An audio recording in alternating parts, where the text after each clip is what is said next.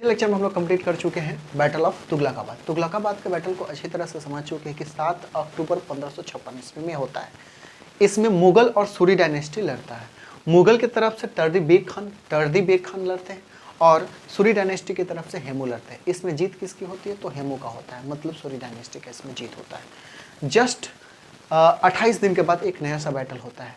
ये सूरी डायनेस्टी और मुगल के बीच में ही कन्फ्लिक्ट चल रहा होता है, जो कि यहाँ पे 15 नवंबर 1556 ईस्वी में होता है, जिसका नाम है सेकेंड बैटल ऑफ पानीपत। तो आज हम लोग बात करने वाले second battle of Panipat, Panipat का द्वितीय युद्ध। ये किसके किसके बीच में हुआ था? ओरिजिन इसका क्या है? कोई भी बैटल होने के लिए पहले जो बैटल होते थे वो लैंड्स के लिए होते थे।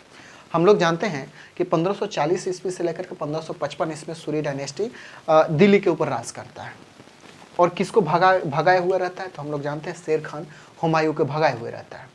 और 1555 ईस्वी में हुमायूं फिर से सिकंदर शाह सूरी को हटाता है, जो कि लास्ट एम्पेरर कह सकते हैं कि दिल्ली पर राज करने वाला। लेकिन कुछ एरिया होते हैं जिस पे आदिल शाह राजा बनता है, आदिल शाह सक्सेसर होता है सिकंदर शाह सूरी का। सिकंदर शाह सूरी के बाद जो दिल्ली का सल्तनत, दिल्ली के ऊपर जो राज करने वाला है अकबर है। हेमू आता है 1555 ईस्वी में। दो बैटल होता है, battle of Bachhiwara, battle of Sirhind. और दिल्ली के अंदर, मैं कह सकते हैं इंडिया के अंदर, फिर से मुगल एम्पायर 1555 ईस्वी में रीएस्टैब्लिश कर लेता है। उसके बाद क्या होता है? 1556 आता है। 1556 में 27 जनवरी 1556 ईस्वी में हुमायूं का मृत्यु हो जाता है। ये इंपॉर्टेंट बात है। हुमायूं का मृत्यु होने के जस्ट बाद ही हेमू जो अटैक करता है दिल्ली के ऊपर, बहुत सारे एरिया को कैप्चर भी कर लेता है।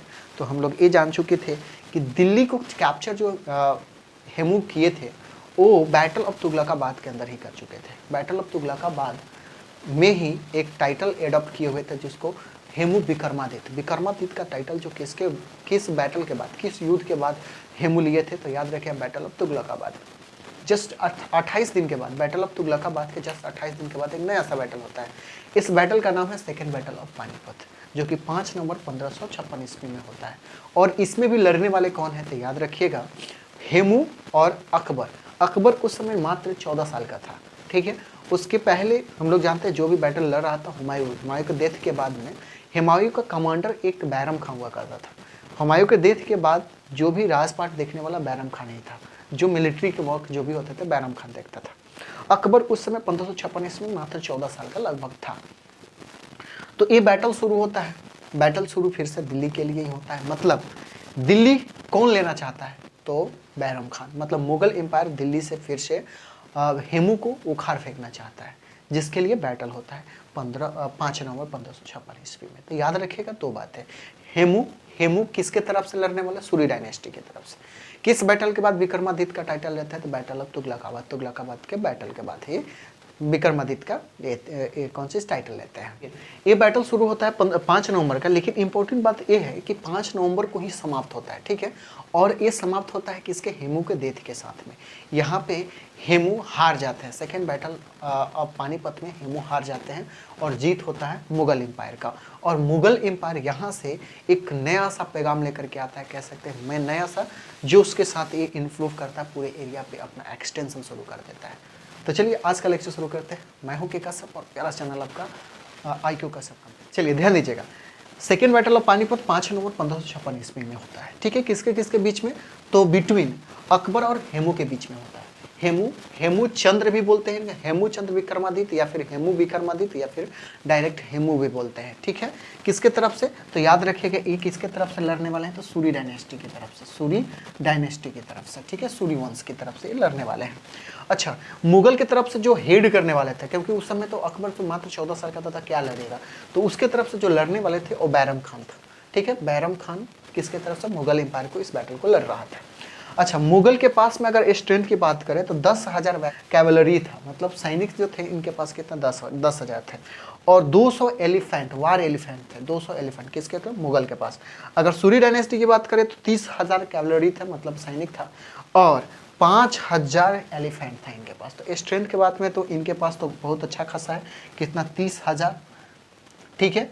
और इनके पास मात्र 10,000। और एलिफेंट के मामले में, हर मामले में क्या है, सूर्य डायनेस्टी का स्ट्रेंथ ज़्यादा है, लेकिन इसमें सूर्य डायनेस्टी हारता है। याद रखेंगे कैसे हारता है, तो एक्सीडेंटली, क्योंकि ये वार जो चल रहा होता है, ये बैटल जो चल रहा होता है, इसमें लगभग आप कह सकते हैं कि हेमू जीतने वाले होते हैं, लेकिन लास्ट पॉइंट में क्या होता है कि एक्सीडेंटली इनके आंख में तीर लगता है और ये मूर्छित होकर गिर जाता है एज अ डेथ, समझते, उसको कैप्चर कर लिया जाता है। उसके बाद में जब जानते हैं कि हेड, अगर कोई भी बैटल हो रहा है उसका हेड मारा जाता है तो बैटल हार मानी जाती है। तो यही काम यहाँ होता है, ठीक है। तो स्ट्रेंथ में पिछला जो बैटल ऑफ तुगलकाबाद हुआ था उसमें स्ट्रेंथ जो था मुगल का क्या था, ज़्यादा था, और सूर्य डायनेस्टी मतलब हेमू का कम था, लेकिन उल्टा हुआ था, हेमू ही जीत गया था। लेकिन यहाँ पे क्या है, हेमू का जो स्ट्रेंथ ज़्यादा है और मुगल का क्या है, कम है। फिर भी हारा कौन भाई, जिनके पास ज़्यादा था, सूर्य डायनेस्टी, यहाँ पे हेमू हार जाते हैं। ये सारी कहानी। Hemu was the Hindu general of the Mohammad Adil Shah, इसी बात को मैं यहाँ बोल रहा हूँ। ये आदिल शाह शुरू के ये क्या होते हैं, तो जनरल होते हैं, सिंपल सी कहानी, कोई दिक्कत नहीं। ये बंगाल दिल्ली वाले एरिया में राज करते हैं, दिल्ली तक एक्सटेंड करके दिल्ली का राजा अपने आप को घोषित कर लेते हैं, कौन सी, हेमू। तो याद रखिएगा। उसके बाद Hemu had conquered the Delhi and Agra a few week earlier, just कुछ वीक पहले ही ये कौन सी, दिल्ली और आगरा को कैप्चर किए रहते हैं। ये दिल्ली और आगरा का किस बैटल के बाद, तो बैटल ऑफ तुगलकाबाद में ही कैप्चर किया जाता है। डिफीटिंग द कौन है, तर्दी बेग खान। जो बैटल ऑफ तुगलकाबाद है वो हेमू और तर्दी बेग खान, तर्दी बेग मुगल एम्पायर की तरफ से लड़ने वाला था, तो इसको क्या करते हैं, कैप्चर कर लिया जाते हैं। कौन सा, पिछले लेक्चर में हम लोग सीख चुके हैं। During the battle Hemu was the wounded by the arrow, देखिएगा यहाँ से तीर से क्या होता है, ये जख्मी हो जाते हैं, और and the fail unconscious and almost death. ये याद रखिएगा, ये बैटल के टाइम पे ही क्या होता है, इनको एक तीर लगता है और ये क्या होते हैं, अपने हाथी पर से गिर जाते हैं नीचे, और ऐसे डेथ, मतलब समझिए कि डेथ नहीं होते, लेकिन इस तरह से गिरते हैं आंख में लगने के बाद, तो इनको एज ए समझा जाता है कि ये डेथ हो चुके हैं। लेकिन आप समझिएगा यहाँ से जस्ट, क्योंकि यहाँ ये पोजीशन वो होता है जहाँ पे पूरा बाजी पलट जाती है, मतलब जहाँ पे हेमू जीतने वाले होते हैं, यहाँ पे हेमू के मरने के साथ ही ये बैटल मुगल के अंदर में चला जाता है और मुगल इस बैटल को जीत लेता है।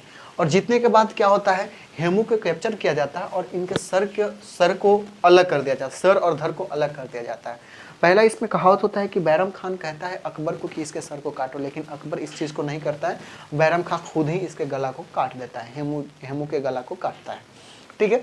तो यहाँ पे लिखेंगे इसी बात के, Hemu's head was send to Kabul, उनके हेमू के जो हेड है उसका काबुल भेजा जाता है, बल्कि जो बॉडी होता है वो दिल्ली के गेट पे उनको लटका दिया जाता है। तो ये सारी कहानी इसके अंदर में होता है। इंपॉर्टेंट बात इतना है, ये कम से कम बातें याद होनी चाहिए। आपसे पूछा क्या जाएगा किसके किसके बीच में हुआ था, तो ये याद रखिएगा, किसके, हेमू और अकबर के बीच में होता है। अगर बैरम खान हो तो बैरम खान भी लिख सकते हैं, ठीक है। तो एक चीज़ कब हुआ था, 5 नवंबर 1556 ईस्वी में होता है ये कहानी, ठीक है। आई होप इतना बात आपको समझ में आया। हेमू कौन था, तो याद रहेगा ये सूरी डायनेस्टी का जनरल था, कौन सा, आदिल शाह, ठीक है, आदिल शाह का जनरल था। तो इतना बात आपको समझ में आया होगा। चलिए नेक्स्ट लेक्चर में हम लोग नए कंसेप्ट के साथ और नए बार के साथ मिलते हैं। जब तक एंजॉय करें और पढ़ाई करें।